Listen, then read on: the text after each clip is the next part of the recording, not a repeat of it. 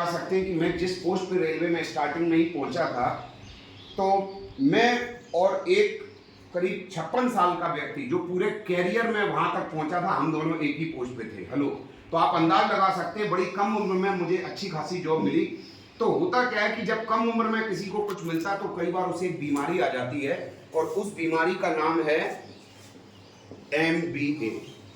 आप बोलोगे ये बीमारी नहीं, ये तो डिग्री है, मास्टर ऑफ बिजनेस एडमिनिस्ट्रेशन, पर RCM में ऐसे बीमारी है, ये है मुझे बहुत आता है। हेलो और ये बीमारी बहुत लोगों को होती है। आप किसी को RCM बताने जाओ, वो क्या बोलता है, अरे पता है, मालूम है मुझे ऐसा। हेलो यस, तो समझ जाओ उसको ये वाली बीमारी लगी हुई।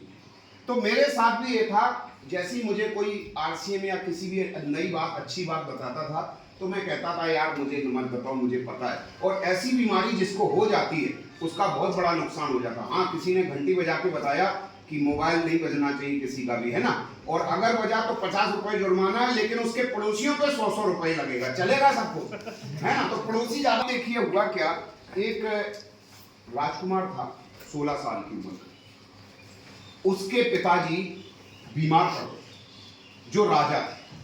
तो उस राजकुमार को कम उम्र में 16 साल की उम्र में राजा बना दिया गया। अब जब कम उम्र में राजा बना तो उसके अंदर घमंड आ गया और ये वाली बीमारी भी आ गई,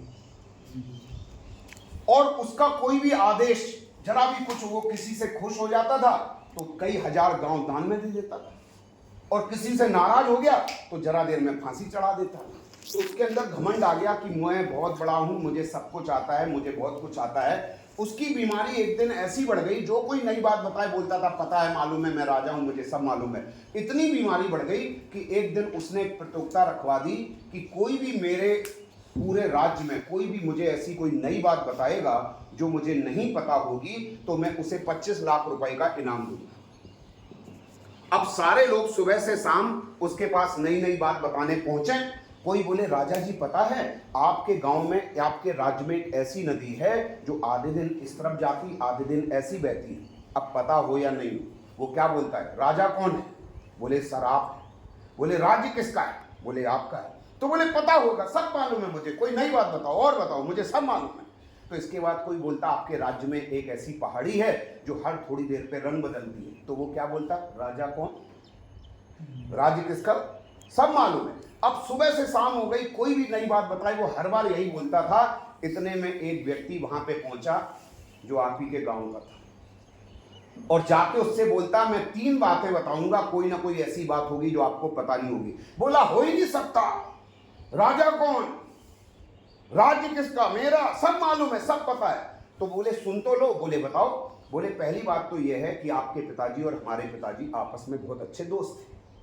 बोले अजीब बात कर रहे हो, मेरे पिताजी के बारे में बता रहे हो, मालूम नहीं होगा, पता है। दूसरी बात बताओ। बोले दूसरी बात यह है कि जब आपके पिताजी का देहांत हो गया तो आपके दादाजी का जब देहांत हो गया तो आपके पिताजी ने 10,000 गांव के लोगों को खाना खिलाया, खूब उनको बांटा था, कपड़े बांटे, ये बांटा। बोले फिर अजीब बात कर रहे हो, मेरे दादाजी गुजरे, मेरे पिताजी ने खर्चा किया, मालूम नहीं होगा, पता है। तीसरी बात बताओ। तो बोले फिर आपको ये भी पता होगा कि उनका खर्चा बहुत हो गया और उन्होंने हमारे पिताजी से 25 लाख रुपया उधार लिया।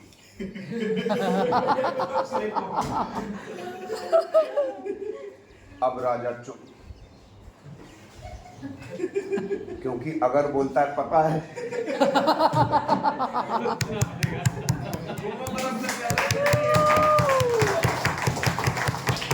तो यहाँ पे तो कोई नहीं बैठा जिसको सब कुछ आता हो, सब कुछ पता हो, कोई ऐसा तो नहीं बैठा भाई। अब क्या हुआ कि मैं उस मीटिंग में गया, और आपको एक और बात बताता हूँ, मेरी मीटिंग की एक आदत है जो मैं पहले क्लियर कर देता हूँ। मैंने पिछली बार भी कुछ लोगों को बताया, मैं एक्चुअली अभी कुछ दिन पहले बिहार गया था, तो वहाँ पे मेरी मीटिंग थी। तो मैं एक मीटिंग करके निकला और मुझे ट्रेन पकड़नी थी, और ट्रेन पकड़ने में 10 मिनट का टाइम बचा। तो मुझे वहाँ पर एक तांगे वाला मिला, आप जानते हो तांगा वाला, घोड़ा गाड़ी, वो मिला। तो मैं उसमें बैठ गया। मैंने कहा भाई मुझे जल्दी पहुँचा। बोले 10 मिनट में पहुँच जाओ। मैं बैठ गया। जैसे ही बैठा, थोड़ा सा तांगा आगे चला और वो घोड़ा आगे जाने को तैयार है। मैंने कहा क्या हो गया? वो नीचे उतरा और उसने तांगे के सामने ऐसे ऐसे ऐसे कुछ किया और बैठ गया। अब चलने लगा। थोड़ा आगे गया, फिर 10 कदम पे रुक गया, फिर वो नीचे उतरा, फिर उसने ऐसे ऐसे कुछ किया। जब ऐसा 15-20 बार हो गया तो हमने कहा ये तो मुझे शाम तक पहुंचाएगा ऐसे कर। तो मैंने उससे बोला भाई ये क्या कर रहे हो यार, मेरी ट्रेन छूटने वाली हो, तुमको पता नहीं डांस कर रहे हो, क्या कर रहे हो तुम। तो कहता सर जो भी कुछ डांटना है मुझे डांट लो, मेरी घोड़ी को कुछ मत बोलो। मैंने कहा हुआ क्या। बोले सर इसमें गलती मेरी है, आज मैं गलती से वो वाली घोड़ी ले आया हूं जो शादी और बारातों में जाती है, जब तक डांस नहीं देख लेती है आगे नहीं बढ़ती है। तो वैसे ही मेरी एक प्रॉब्लम है आपकी, जब तक तालियां नहीं बजती मेरे तो अगर मैं कहीं रुक जाऊं तो समझ जाना आपको क्या करना है ना। तो हुआ क्या मेरे दोस्तों, मैं जब उस मीटिंग में गया तो मुझे उन्होंने एक बात बताई, कितने लोग हैं जो जिंदगी में कामयाब होना चाहते हैं, सफल होना चाहते हैं, कितने लोग होना चाहते हैं? सभी होना चाहते हैं।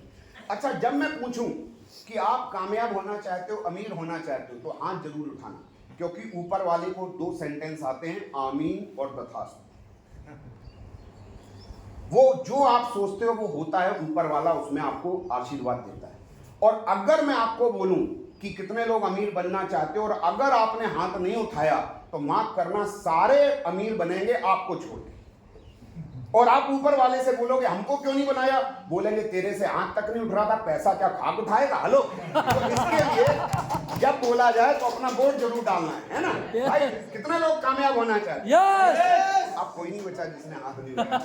अच्छा तो मैं आपको बताना चाहता हूँ ये जो सफलता है ये कौन सी चिड़िया का नाम है। हकीकत बताऊं, ये हमारी यहाँ दीदी लोग बैठी हैं, आप लोग भी हैं जो कुकिंग करते होंगे, तो जब खाना बनाते हैं तो उसमें खाना एक चीज से नहीं बनता, उसमें बहुत सारे मसाले डलते हैं। तो वैसे ही ये जो सफलता है इसको भी बनाने की एक तरीका है, इसमें भी बहुत सारे मसाले डलते हैं, तब जाके कोई सफल कहलाता है। तो आप मुझे बताना चाहोगे कि एक सफल आदमी किसको मानते हो? एक एक मसाले का नाम ले सकते हो आप, किसको सफल मानोगे, उसके पास क्या होता है तो आपको लगता है सफल है। जल्दी जल्दी जल्दी बताइए, एक टाइम मैनेजमेंट, टाइम चाहिए, वेरी गुड, बहुत बढ़िया। टाइम है तो वो सफल है। पैसा चाहिए, पैसा भी चाहिए, क्योंकि यहाँ तमाम फालतू लोग हैं उनके पास टाइम ही टाइम है और पैसा नहीं है ना, तो बहुत बढ़िया।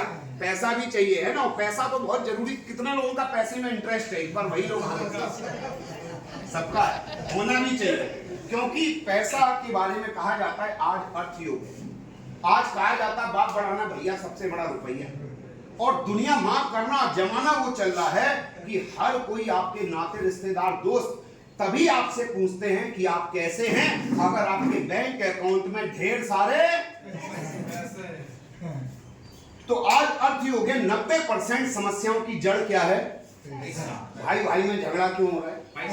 पति पत्नी में झगड़ा क्यों हो रहा है? पड़ोसी से झगड़ा क्यों हो रहा है? राइट, तो बहुत चीजों की वजह पैसा है। तो पैसा होना चाहिए, और कितना होना चाहिए? अनलिमिटेड होना चाहिए, जितना आपकी जरूरत हो उससे भी ज्यादा, है ना। पर सिर्फ पैसा से अगर कामयाबी होती तो बहुत सारे अमीर लोग आत्महत्या नहीं कर रहे होते। Hello, yes.